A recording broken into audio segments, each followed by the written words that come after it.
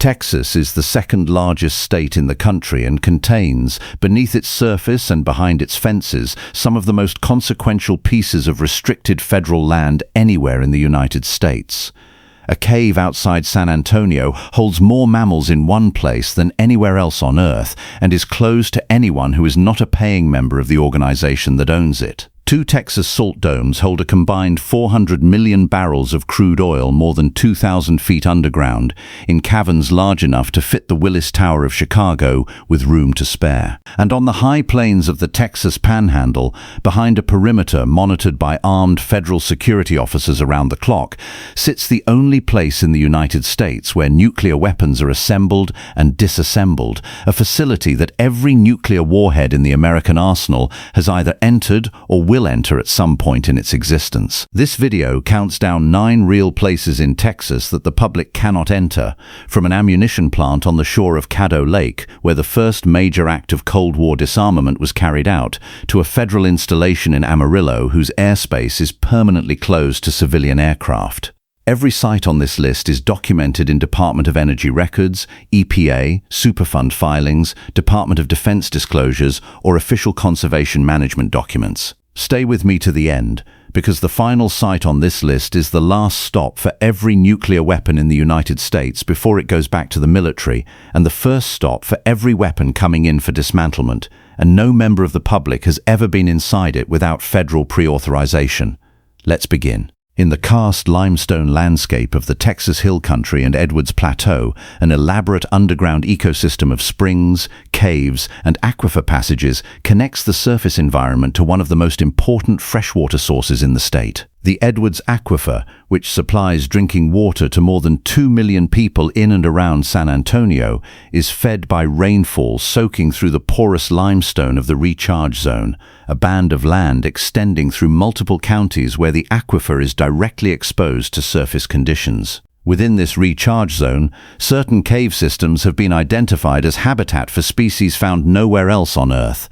animals so specifically adapted to the chemistry and darkness of the underground aquifer environment that they cannot survive outside it. Species such as the Barton Springs salamander, the Jollyville Plateau salamander, and a range of cave-adapted invertebrates, including multiple beetle and spider species found only in specific caves of the Texas Hill Country, are protected under the Federal Endangered Species Act. The caves that serve as their habitat are managed under access restrictions designed to prevent the kind of human disturbance that has driven similar species to extinction in other regions. The Texas cave system that underlies the Edwards Aquifer Recharge Zone represents a category of restricted underground space whose closure is driven not by contamination or military function, but by extreme biological fragility. The species inside these caves have evolved in isolation, over timescales that make human presence within their habitat an inherently disruptive event, and the federal protections that limit access to their cave systems reflect a recognition that some underground environments are too precisely calibrated to survive routine entry by the animals that built the cities directly above them. Near the shore of Caddo Lake in Harrison County, at the northeastern corner of Texas near the Louisiana border, the former Longhorn Army ammunition plant occupies 8,416 acres of East Texas forest and wetland that the Army used from 1942 through 1997 to manufacture explosives, build rocket motors, and eventually destroy nuclear missiles. The plant was established as a TNT production facility during the Second World War, operating at a scale that produced hundreds of millions of pounds of the explosive over the course of the conflict, a significant portion of the conventional explosive power that the United States deployed in both the Pacific and European theaters. After the war, the plant shifted to manufacturing pyrotechnic devices and solid fuel rocket motors before taking on a historically unique mission in the late 1980s. The destruction of Pershing 1A and Pershing 2 ballistic missiles under the terms of the Intermediate Range Nuclear Forces Treaty signed by President Reagan and Soviet General Secretary Gorbachev in December of 1987. The treaty required both superpowers to eliminate an entire class of nuclear-capable missiles, and Longhorn was the facility where the American side of that commitment was carried out. More than 2,600 missiles were destroyed at the plant between 1989 and 1991, a process that historians have described as the first genuinely significant act of nuclear disarmament in the Cold War, carried out in a small Texas town on the edge of a cypress swamp that most Americans have never heard of. The plant was designated an EPA Superfund site in 1990, following the discovery of widespread soil and groundwater contamination from decades of explosives, manufacturing, and remediation of the contaminated soil and groundwater has continued for decades since. Approximately 7,000 of the plant's original 8,416 acres were eventually transferred to the U.S. Fish and Wildlife Service for management as the Caddo Lake National Wildlife Refuge, but portions of the property remain under active remediation with ongoing restrictions for safety reasons, as the cleanup has extended to include unexploded ordnance and emerging contaminants from the facility's long operational history. In the rolling scrubland of Comal County, roughly 20 miles northeast of downtown San Antonio, a collapsed limestone sinkhole opening 100 feet wide marks the entrance to a cave that holds the largest single concentration of mammals anywhere on Earth. Bracken Cave is the summer roosting site for an estimated 20 million Mexican free-tailed bats, a colony so large that their nightly emergence from the cave takes up to 4.5 hours to complete and is dense enough to appear on Doppler weather radar as a distinct entity moving across the Texas sky. The floor of Bracken Cave is covered by 10,000 years of guano deposits reaching depths of 60 feet in places, and the interior of the cave maintains temperatures between 102 and 104 degrees Fahrenheit, conditions that make it inhospitable to humans but ideal for the maternity colony of female bats that arrive each spring already pregnant, give birth in the cave, and raise their pups in the darkness before the colony departs in the fall. The bats that roost at Bracken consume an estimated 140 tons of insects per night during peak season, the majority of them agricultural pest species, a service to Texas Hill Country farmers that studies have estimated is worth hundreds of millions of dollars annually in avoided crop damage and pesticide costs. Bracken Cave and the 1,458 acres surrounding it are owned by Bat Conservation International, which has managed the property as a restricted preserve since purchasing the initial acreage in 1992. Access to the cave is granted only to BCI members on designated viewing nights, a restriction that limits the number of people permitted anywhere near the cave's entrance during the active season, when the bats are raising pups vulnerable to human disturbance. The cave interior itself, the 10,000 years of guano, the darkness where 20 million animals sleep during the day, is not accessible for any visit by any visitor, member or otherwise. Beneath the surface of Brazoria County, approximately 65 miles south of Houston near the city of Freeport, 19 underground salt caverns dissolved from a massive natural salt dome extend roughly 2,000 feet below the Texas coastal plain. Each cavern is approximately 200 feet in diameter and 2,000 feet in height, shaped like a cylinder and created by the injection of fresh water into the solid salt formation, which dissolves the salt and allows it to be pumped out as brine, leaving behind an underground void. The largest of these caverns at the Bryan Mound site, Cavern 5, can hold up to 37 million barrels of crude oil, making it the largest single crude oil storage space in the world. Bryan Mound is one of two Texas components of the Strategic Petroleum Reserve, the emergency crude oil stockpile that the United States government has maintained since 1975 as a buffer against supply disruptions. Together with the Big Hill site in Jefferson County near Beaumont, which adds 14 more salt caverns with an authorized capacity of approximately 170 million barrels,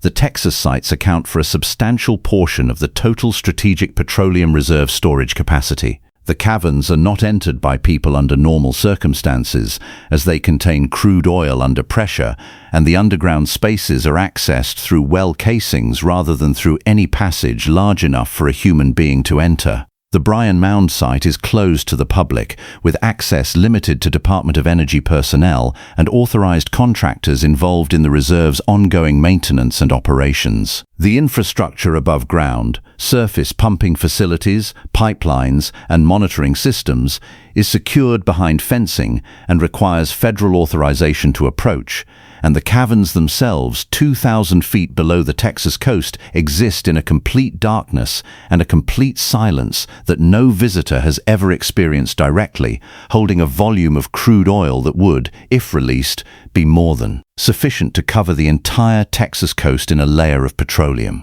In and around the city of San Antonio, military installations have occupied enormous tracts of land since the late 19th century, and several of them maintain active training ranges where decades of live fire exercises have left behind unexploded ordnance embedded in the soil of the surrounding Texas Hill Country. Camp Bullis, a training annex to Joint Base San Antonio, occupies more than 27,000 acres of cedar and oak scrubland north of the city, where military personnel have conducted training exercises involving explosives, grenades, and other munitions for generations, a history long enough to have left ordnance buried in the ground that has never been found and never been removed. The unexploded ordnance contamination at Camp Bullis and comparable training ranges throughout the San Antonio military complex is a category of hazard that the Army acknowledges explicitly in its land management documentation, with restricted zones clearly marked and enforced specifically because the presence of live ordnance makes those areas genuinely dangerous to enter. The training mission of the installation continues today,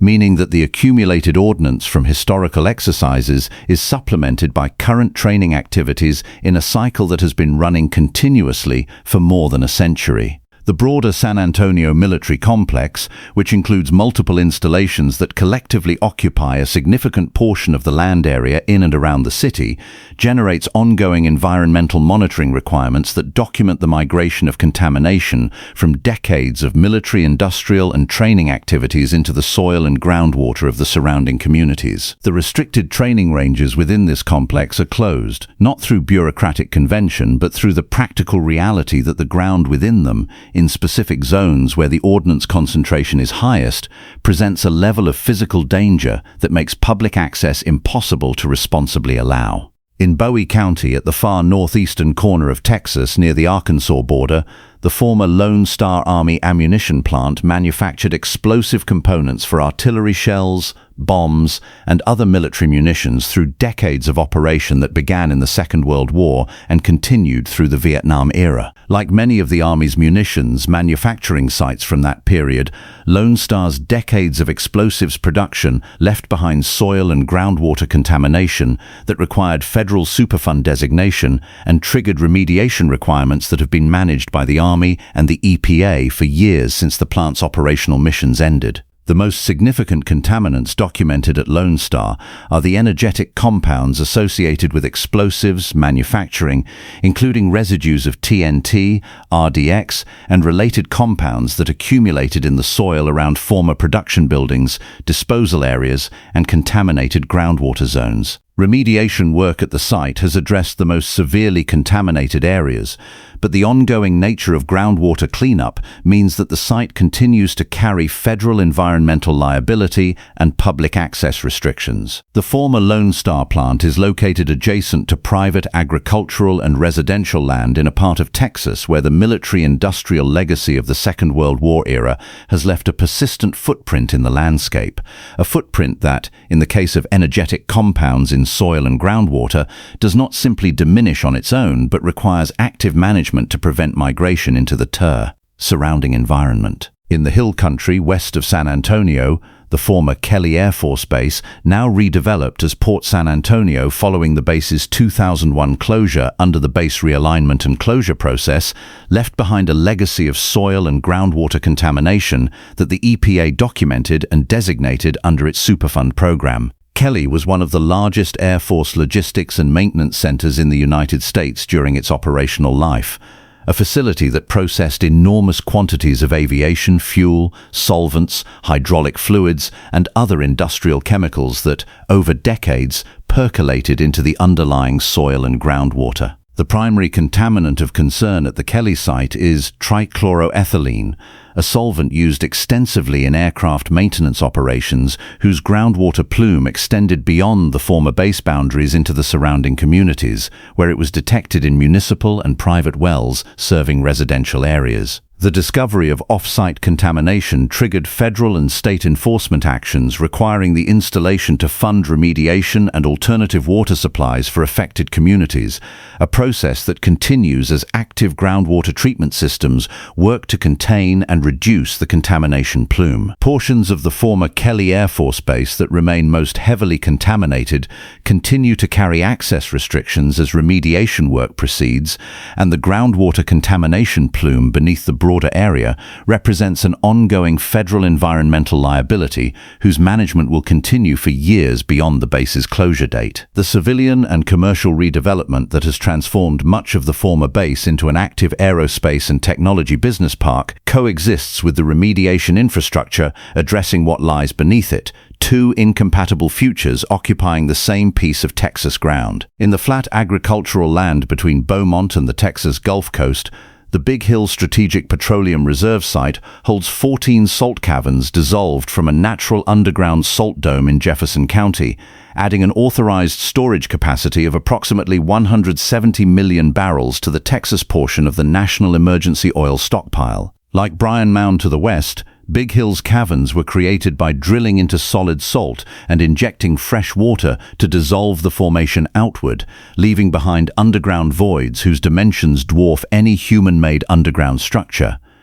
The two Texas Strategic Petroleum Reserve sites together represent a stored energy resource whose scale is difficult to comprehend in human terms. The combined authorized capacity of Bryan Mound and Big Hill exceeds 400 million barrels, enough crude oil to supply the entire United States at its current consumption rate for roughly 20 days without a single additional barrel being produced anywhere in the world. That volume of petroleum sits in sealed underground caverns beneath the Gulf Coast plain of Texas, accessed only through wellhead infrastructure at the surface, maintained by a small federal workforce, and closed to any public approach that would bring a civilian within the security perimeter of either site. The salt caverns themselves will never be entered by any visitor, not because they are hidden or particularly classified in the way that military facilities are classified, but because entering them is simply not physically possible. The oil inside them fills a space that can only be accessed by pumping the oil out first,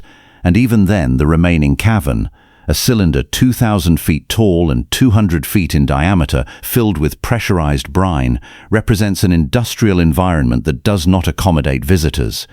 The existence of these caverns is documented on the Department of Energy's own website. What they contain and what they look like from the inside will never be seen by anyone. On the high plains of the Texas Panhandle, roughly 17 miles northeast of Amarillo in Carson County, the Pantex plant occupies 16,000 acres of flat grassland whose surface features scattered industrial buildings, security fencing, guard stations, and a few dozen circular structures that look from the air like nothing more than concrete discs, give almost no indication of what takes place inside.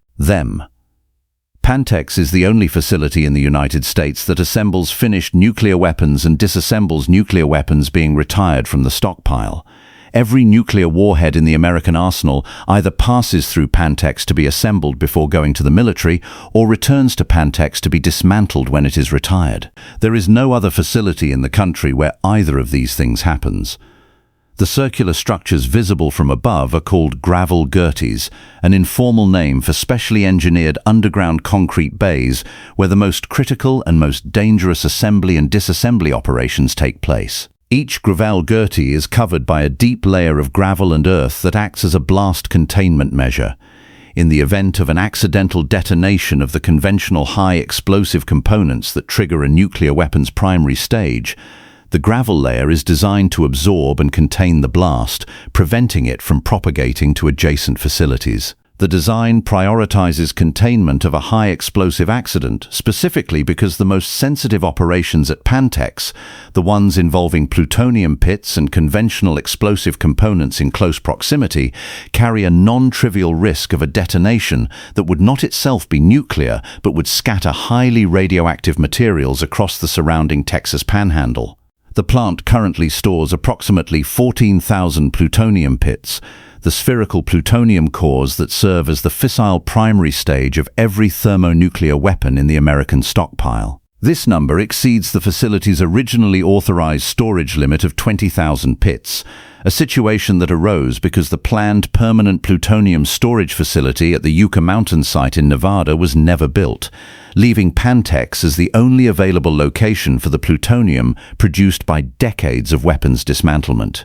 The airspace above and around Pantex is designated Prohibited Area P-47 by the Federal Aviation Administration, meaning that no civilian aircraft is permitted to fly over it under any circumstances.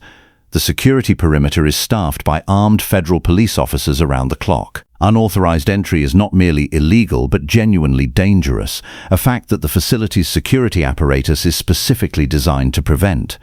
No American city produces something as significant as what is produced here, and no American city's most important industrial site is as completely invisible to the people who live near it.